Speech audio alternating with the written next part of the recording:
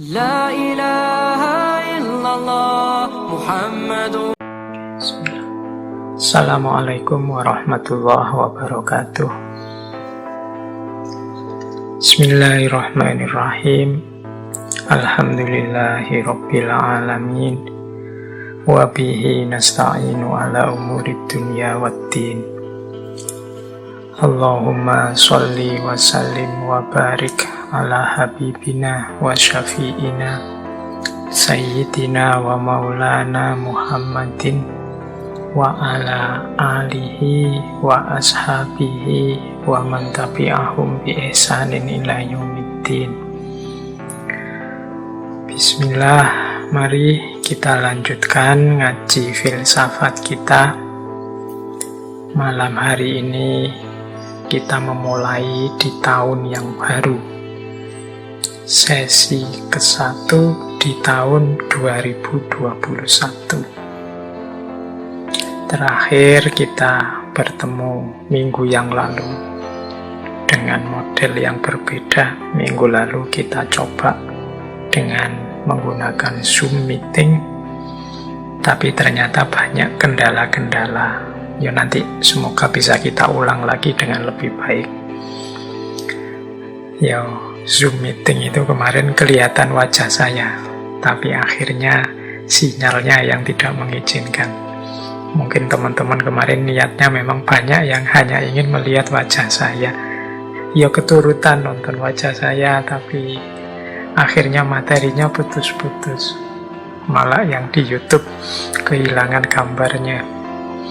Baik, maka sering saya pesan, ayo fokus pada ilmunya saja. Kita mengejar barokahnya ilmu. Jangan berhenti di saya. Kalau saya ini juga ya makomnya masih murid, masih belajar. Jadi malam hari ini tuh hakikatnya kita itu bareng-bareng belajar, sinau bersama. Nah, untuk bulan ini saya mengambil tema, semoga tidak terlalu berat. Saya mengambil tema filsafat hidup.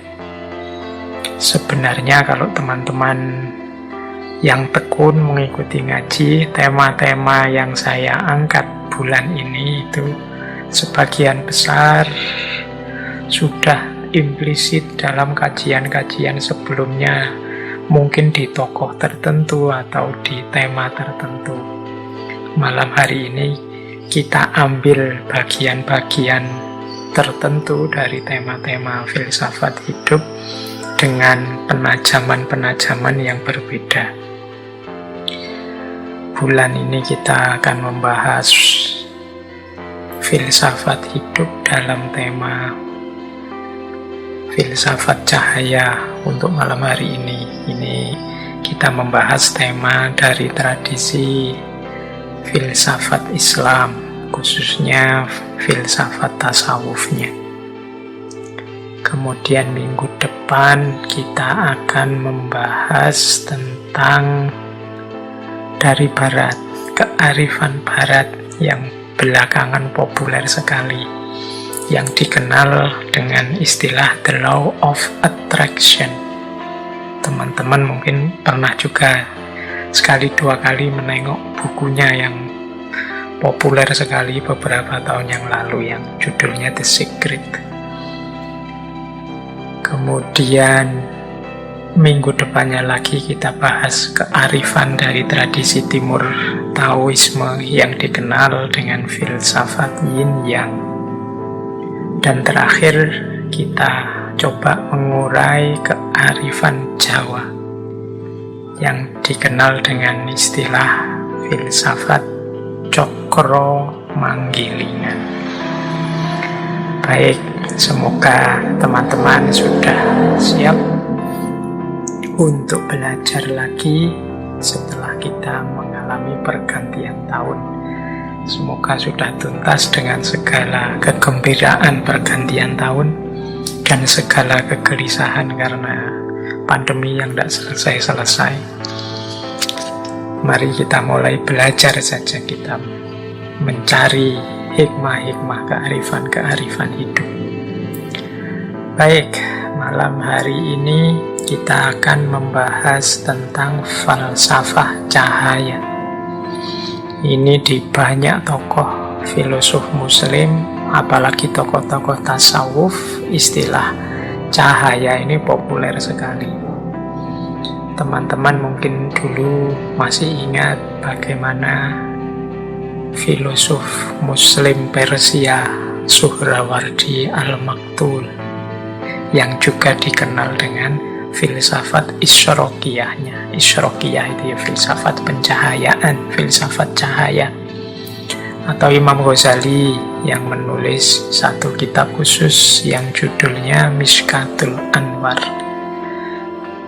Di malam hari ini kita coba ya memetakan, mengurai sedikit-sedikit tentang cahaya. Bagi dunia sufi, hidup kita ini sebenarnya sering diibaratkan seperti laron.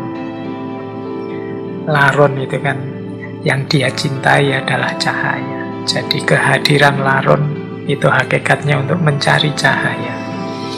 Meskipun nanti setelah ketemu cahaya, resikonya adalah dia kehilangan sayap-sayap kebanggaannya, bahkan kehilangan nyawanya setelah dia bersatu dengan cahaya. Ini oleh para sufi sering dianalogikan dengan perjalanan seorang sufi yang mencapai puncaknya, bertemu Allah sehingga lenyaplah egonya.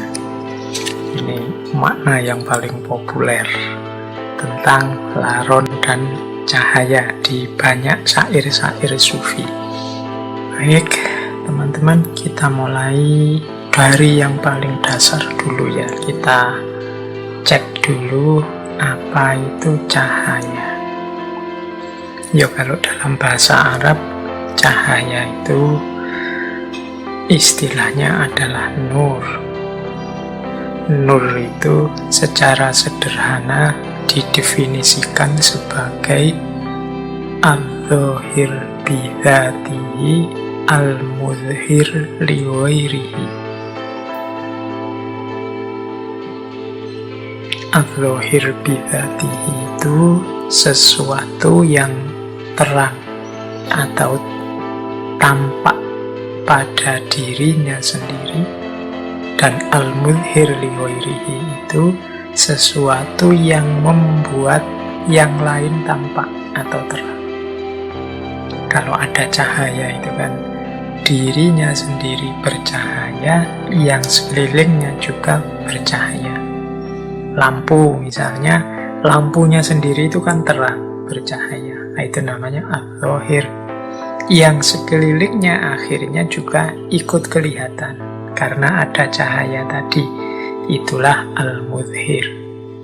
Jadi ada al-dhahir, ada al-mudhhir.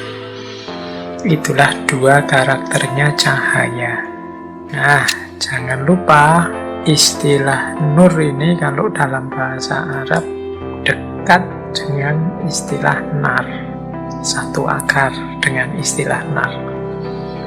Kalau nur konotasinya positif, tapi kalau nar konotasinya negatif. Nur itu cahaya, nar itu api. Kalau nur itu maknanya fokus pada karakter yang menerangi, sementara nar fokus pada panasnya yang menghanguskan, menghancurkan. Jadi yang satu mencerahkan, menerangi, yang satu membakar, menghancurkan. Dari akar kata yang sama. Yang satu kita sering mengasosiasikannya sebagai asal usulnya malaikat, sementara yang satu adalah asal usulnya iblis. Malaikat kita sering menyebutnya terbuat dari nur, kalau iblis terbuat dari nar. Dari bahan yang sama, nur dan nar, dari akar kata yang sama. Makanya ada riwayat yang menyatakan iblis itu awalnya termasuk kelompoknya malaikat. Nah, ini silahkan teman-teman yang tertarik bisa dikaji secara etimologis, bisa digali kedekatan maknanya secara semantik, semiotik antara nur dan nar. Kapan cahaya bisa berubah jadi nar, jadi api. Padahal harusnya cahaya itu menerangi, tapi dalam kondisi tertentu dia akan berubah jadi nar. Dari nur menjadi nar, atau bagaimana kita mengolah dimensi nar dalam diri kita berbuah jadi nur.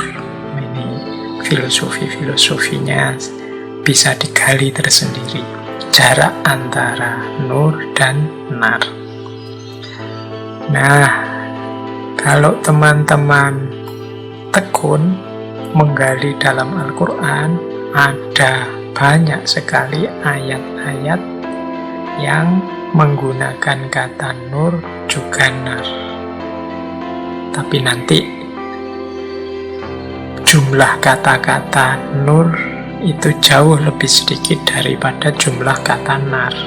Silahkan teman-teman nanti meneliti ya, aspek semiotiknya, aspek kebahasaannya.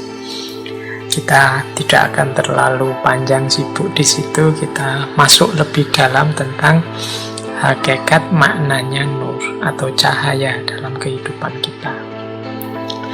Baik, kita gali pelan-pelan. Apa sih yang dimaksud nur atau cahaya? Tentunya ya tidak persis sama dengan yang dijelaskan dalam fisika. Jadi istilah-istilah cahaya itu baik dalam Al-Quran, dalam hadis, atau dalam wacana-wacana tasawuf, itu kan jenisnya metafor. Jadi memaknainya tidak bisa letterlek, tidak bisa dibayangkan langsung seperti lampu dibayangkan langsung seperti senter gitu, enggak. Tapi dia metafor.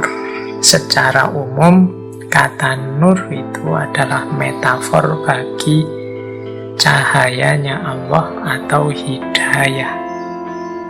Maka nanti banyak ayat-ayat dalam Al-Quran itu ketika menggunakan istilah nur itu maknanya macam-macam, karena hidayah Allah pada manusia itu bentuknya bisa macam-macam. Saya tidak membacakan satu demi satu ayatnya, ya saya kasih contoh. Misalnya surat Al-Baqarah ayat 257, Allahu waliyul ladzina amanu yukhrijuhum minadh-dhulumati ilan nur. Allah adalah penolongnya orang-orang yang beriman yang mengeluarkan mereka dari kegelapan menuju cahaya. Nah, ini kan dari kegelapan menuju cahaya itu bukan kok terus dari tidak ada lampu nyari yang ada lampunya, tapi dari kebingungan hidup, dari tidak adanya sandaran, dari kehilangan rujukan kebenaran menuju cahaya. Berarti cahaya ini bisa dimaknai sebagai hidayah. Jadi petunjuk dari Allah. Allah yang mengeluarkan mereka dari kegelapan menuju cahaya. Ini kalau teman-teman ingat dulu waktu kita ngaji Ibu Gita Kartini, istilah minadh-dhulumati ilan nur ini kan yang menginspirasi tulisan-tulisan Ibu Gita Kartini yang nanti diberi judul Habis Gelap Terbitlah Terang. Itu makna dari minadh-dhulumati ilan nur. Jadi ada banyak ayat-ayat cahaya yang secara umum artinya sebenarnya hidayah. Jadi hidayah itu berarti petunjuk dari Allah. Kita kan sering ya mendoakan teman kita dapat hidayah belakangan ini. Kalau ada orang yang menurut kita tidak karu-karuan, terus kita biasanya mengkritiknya dengan kalimat semoga engkau mendapat hidayah. Nah, itu sebenarnya istilah hidayah itu sering digunakan metafor cahaya. Nah, metafor cahaya ini yang maknanya secara umum adalah hidayah, kalau dalam Al-Quran macam-macam bentuknya hidayahnya Allah kepada manusia. Di catatan saya kata-kata nur itu bisa punya beberapa arti yang semuanya konotasinya hidayah. Yang pertama di catatan saya, nur itu artinya ya Allah. Jadi termasuk dari ayat yang sangat populer tentang cahaya, yang Allahu nurus samawati wal ard. Jadi Allah adalah cahaya langit dan bumi. Jadi Allah lah yang memberi hidayah pada kita, yang memberi petunjuk kepada kita, justru Allah sendiri. Jadi maknanya ada kalanya cahaya itu ya Allah,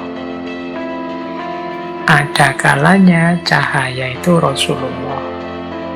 Jadi petunjuk yang bisa kita ikuti antara lain ya Rasulullah.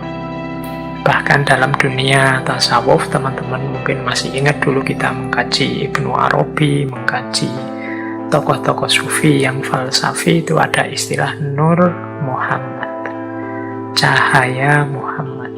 Nah, ini kehadiran Rasulullah saja itu sudah merupakan hidayah yang luar biasa bagi manusia. Apalagi tuntunan-tuntunan beliau, baik melalui Al-Quran maupun melalui hadis. Jadi yang kedua, maknanya nur atau yang dalam makna metafor hidayah itu ya Rasulullah sendiri. Yang ketiga, nur itu adalah Al-Quran. Jadi Al-Quran lah yang menjadi petunjuk, yang menjadi hidayah bagi kita. Yang ketiga, banyak ayat-ayat yang secara letterlek menyebut bahwa Al-Quran adalah cahaya. Misalnya surat An-Nisa ayat 174, ya ayuhan nasu qad ja'akum burhanum mir rabbikum wa anzalna ilaikum nuram mubina. Wahai manusia, sesungguhnya telah datang padamu bukti-bukti dari Tuhanmu, dan telah kami turunkan padamu nuram mubina. Ini oleh para mufasir banyak diartikan sebagai Al-Quran. Jadi nur di situ maknanya Al-Quran. Ada kalanya juga nur itu berarti keimanan. Keimanan ini kan anugerah Allah pada kita, itu juga hidayah. Jadi minazulumati ilan nur, itu ada yang menerjemahkan ya dari kekufuran menuju keimanan. Maka hidayah atau cahaya itu bisa maksudnya adalah keimanan. Ada pula yang bisa dimaknai sebagai kebenaran. Ya semua yang di atas tadi hakikatnya sebenarnya juga kebenaran. Keimanan itu ya kebenaran, Al-Quran itu kebenaran, Allah, Rasulullah itu kebenaran. Tapi ada juga yang spesifik, maknanya lebih pas, ayat-ayat tentang cahaya itu kita maknai sebagai kebenaran. Kemudian yang keenam, ada kalanya juga nur itu bisa kita artikan sebagai ilmu. Jadi teman-teman mungkin masih ingat ya, ketika kita mengkaji Imam Syafi'i, kemudian ada istilah bi'annal ilma nurun. Ketahuilah bahwasanya sesungguhnya ilmu itu adalah cahaya. Ini ketika Imam Syafi'i mengadu pada Imam Waqi'. Jadi kalau ada kata-kata nur atau cahaya dalam Al-Quran, secara umum maksudnya adalah petunjuk atau hidayah untuk manusia. Nah, bentuknya hidayah itu secara spesifik itu ada kalanya maksudnya adalah Allah sendiri, ada kalanya maksudnya Rasulullah, ada kalanya maksudnya adalah Al-Quran, ada kalanya maksudnya adalah keimanan, ada kalanya maksudnya adalah kebenaran dan ada kalanya maksudnya ilmu. Oke, jadi ini dasarnya, kita pahami yang paling dasar dulu tentang apa itu nur atau cahaya. Baik, ambil nafas sebentar. Ini.